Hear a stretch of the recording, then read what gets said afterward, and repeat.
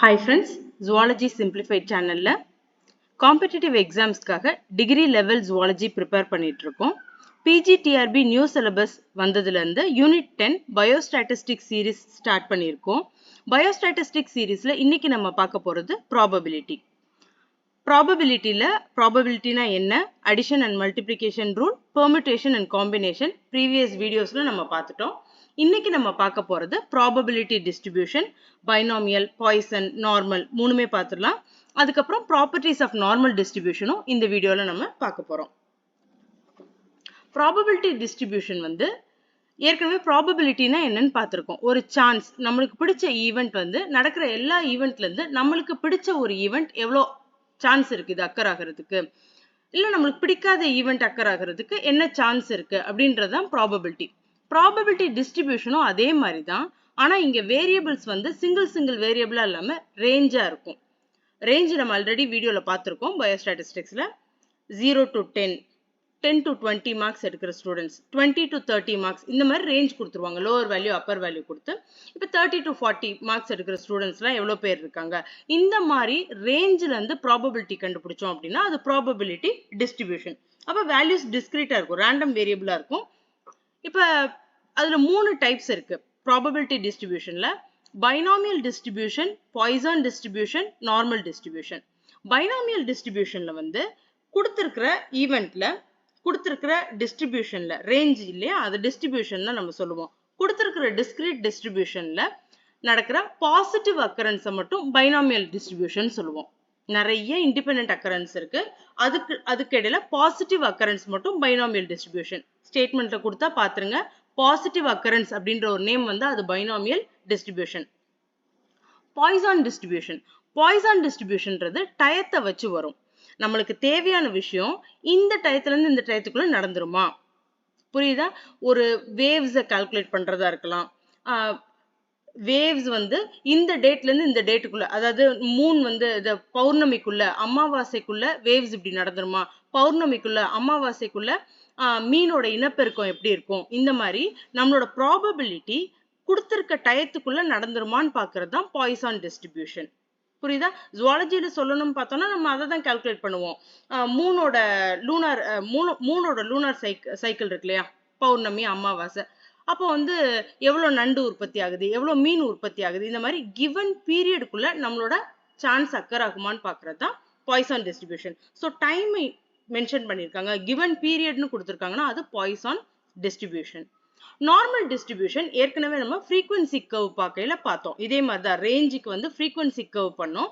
அந்த frequency கர்வ்ல normal டிஸ்ட்ரிபியூஷன்னா என்ன அப்படின்னு சொல்லி பார்த்துருப்போம். திரும்ப பார்த்துக்கோங்க. நார்மல் டிஸ்ட்ரிபியூஷன்ன்றது இப்போ ஒரு கிராஃப் எடுத்தீங்கன்னா பெல் ஷேப்டு கர்வா இருக்கும். இந்த பெல் ஷேப்டு கர்வ் நான் இந்த வீடியோல எக்ஸ்பிளைன் பண்றேன். பெல் ஷேப்டு கர்வ் வந்து ஒரு டிஸ்ட்ரிபியூஷனுக்கு வந்தா அது நார்மல் டிஸ்ட்ரிபியூஷன். இது வந்து மீன் அண்ட் வேரியேஷனை வந்து டிபெண்ட் பண்ணி தான் இருக்கும். So properties of normal distribution பார்க்கையில உங்களுக்கு இது ஃபுல்லாமே கிளியரா புரிஞ்சிடும். ப்ராப்பர்ட்டிஸ் ஆஃப் நார்மல் டிஸ்ட்ரிபியூஷன் நான் சொன்னேன் இல்லையா, பெல் ஷேப்டு கர்வ் அப்படின்னு சொன்னேன் இல்லையா, அதான் இது பெல் ஷேப்டு கர்வ். இதுல நடுவில் ஒரு கோடு இருக்கு இல்லைங்களா, இது வந்து பீக், ஹையஸ்ட் பாயிண்ட்டை டச் பண்ணி ஒரு பெர்பெண்டிகுலர் கோடு, பிளாக் கலர் கோடு இருக்கு இல்லையா, இதான். இப்போ இந்த ஹையஸ்ட் பாயிண்ட் தான் இந்த கொடுத்திருக்க வேல்யூஸோட மீன் வேல்யூ. அரித்மெட்டிக் மீன் பார்த்தோம்ல, ஆவரேஜ், அந்த வேல்யூ தான் இந்த பீக், இந்த கர்வோட peak, highest point, mean value.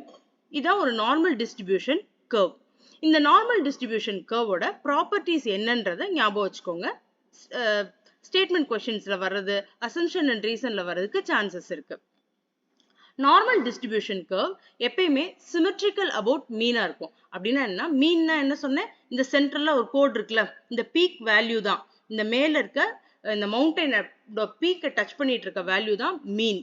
Okay, இதுக்கு நீங்க லெஃப்ட் சைடும் ரைட் சைடும் பாத்தீங்கன்னா ஈக்குவலா இருக்கும், சிமெட்ரிக்கலா இருக்கும். பயாலஜி நம்மளுக்கு பைசிமெட்ரி இதெல்லாம் தெரியும்ல, ரேடியல் சிமெட்ரி இதெல்லாம் தெரியும்ல. அப்ப இந்த கர்வ் வந்து சிமெட்ரிக்கலா இருக்கு அபவுட் மீன். மீன்ல இருந்து நீங்க லெஃப்ட் சைட் பாத்தீங்கன்னாலும் ரைட் சைட் பாத்தீங்கன்னாலும் ஈக்குவலா இருக்கும். இது நம்ம டேர்ம்ஸா சொல்லணும் அப்படின்னா, மீனை விட லோயர் வேல்யூவா இருக்கிறது இஸ் ஈக்குவல் டு மீனை விட ஹையர் வேல்யூவா இருக்கிறதும் ஈக்குவலா இருக்கும் ரெண்டுமே. ஸோ சிமெட்ரிக்கலா இருக்கும். Normal distribution unimodal in nature. Unimodal அப்படின்னா, யூனிமோடால்ன்றது ஒரே ஒரு பீக் வேல்யூ தான் இருக்கும். ஸோ கர்வா இல்லாம வேவ்ஸ் மாதிரி கர்வா இல்லாம ஒரே ஒரு பீக் வேல்யூ தான் இருக்கும். ஒரே ஒரு மீன், அதான் பீக் வேல்யூவா இருக்கும். மீனை விட எதுவுமே பெருசா இல்ல. பாத்தீங்களா? அப்ப நார்மல் டிஸ்ட்ரிபியூஷன் வந்து யூனிமோடால் இன் நேச்சர் அப்படின்னா, ஆமா, யூனிமோடால்னா ஒரே ஒரு பீக் வேல்யூ தான் இருக்கும். Normal distribution curve is always bell shape. ஆமா, ஒரு பெல்ல கவுத்து வச்ச மாதிரி இருக்கா? ஓகே. மீன், மீடியன், மோட் இது எல்லாமே நார்மல் டிஸ்ட்ரிபியூஷன்ல ஒரே வேல்யூ தான், சேம் வேல்யூ. நீங்க மீன் கண்டுபிடிச்சிட்டீங்கனாலே அதே மோடா எழுதலாம், அதையே மீடியனாவும் எழுதலாம். Normal distribution follows empirical rule. Empirical rule அப்படின்றது என்ன அப்படின்னா, இந்த கர்வுக்கு கீழே இருக்க ஏரியாவை நீங்க கால்குலேட் பண்ணீங்கன்னா ஈக்குவலா இருக்கும். நிறைய ஸ்டாண்டர்ட் டிவியேஷன் கால்குலேட் பண்ணுவாங்க, நிறைய கிராஃப் போடுவாங்க. ஒரே ஸ்டாண்டர்ட் டிவியேஷன் வர்ற எல்லா கர்வுக்குமே அந்த கர்வ் கீழே இருக்கிற ஏரியாவை கால்குலேட் பண்ணீங்கன்னா ஈக்குவலா இருக்கும். ஸோ எம்பிரிக்கல் ரூல் அப்படின்றது ஒன்றும் இல்லை, எல்லா கிராஃப்மே கர்வு கீழே வர்ற ஏரியா வந்து ஈக்குவலா இருக்கும்னு ஞாபகம் வச்சுக்கோங்க. ஒரே ஸ்டாண்டர்ட் டிவியேஷன் இருக்கு, ஒரே சிக்மா வேல்யூ இருக்கு அப்படின்னா அந்த கிராஃப், அந்த கர்வு கீழே வர ஏரியா எல்லாமே ஈக்குவலா இருக்கும். இதான் எம்பிரிக்கல் ரூல். உங்களுக்கு தேவை என்ன அப்படின்னா கால்குலேஷன் கிடையாது, இந்த டேர்ம்ஸ் தான். நார்மல் டிஸ்ட்ரிபியூஷன்னா symmetric, unimodal, bell shaped, mean, median, mode மூணுமே சேமா இருக்கும். ஃபிஃப்த் ஒன் என்னது?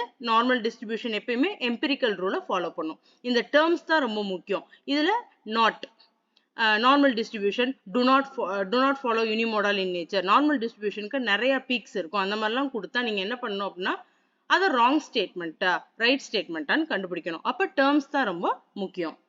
தேங்க்யூ.